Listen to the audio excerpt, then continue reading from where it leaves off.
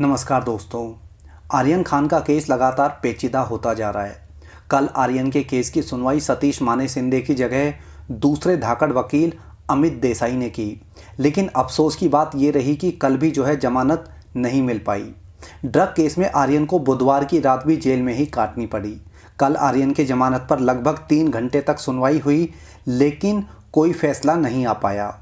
आर्यन की जमानत पर आज सुनवाई होगी और देखने वाली बात होगी कि आज आर्यन को जमानत मिलेगी या नहीं। कल कोर्ट में एनसीबी ने मजबूती से अपना पक्ष रखा। एनसीबी ने कोर्ट को बताया कि आर्यन खान का केस एक इंटरनेशनल ड्रग केस है। आर्यन और विदेशी नागरिक के बीच में हार्ड ड्रग को लेकर व्हाट्सएप पर चैट हुई थी और इसी चैट में पेमेंट को लेकर भी बात हुई थी। एनसीबी ने कहा कि आर्यन ने जिस ड्रग की बात की थी वह पर्सनल यूज के लिए नहीं थी, वह बड़ी मात्रा में ड्रग की बात कर रहे थे और इसकी जांच होनी जरूरी है। एनसीबी ने कहा कि हमने विदेशी नागरिक की पहचान करने के लिए विदेश मंत्रालय से बात की है ताकि उस एंगल से भी केस की जांच कर सके। एनसीबी ने अपनी दलील दी है कि क्रूज पर आर्यन का एक साथी ऐसा भी था जिसके पास में ड्रग्स की बल्क क्वांटिटी मिली थी। उस इंसान का नाम था अचित कुमार और वह एक ड्रग पेडलर था। यही नहीं, आर्यन और अरबाज की उससे खास दोस्ती है।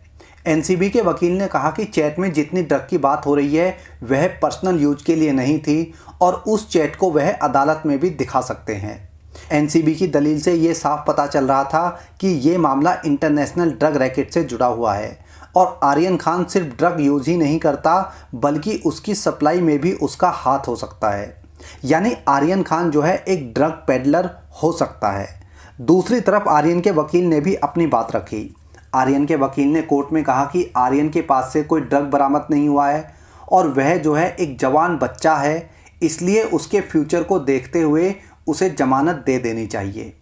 आर्यन के वकील ने यह भी कहा कि आर्यन और बाकी बच्चे अपनी सज़ा भुगत चुके हैं। जितनी भी उन्होंने अब तक सज़ा भुगती है उन्हें अब और ज़्यादा टॉर्चर नहीं करना चाहिए। लेकिन कोर्ट ने आर्यन और बाकी नशेड़ियों को बच्चा मानने से इनकार कर दिया और दोनों पक्षों की जिरह सुनने के बाद कार्यवाही आज दोपहर तक के लिए स्थगित कर दी। आज पता चलेगा कि आर्यन को जेल मिलेगी या बेल।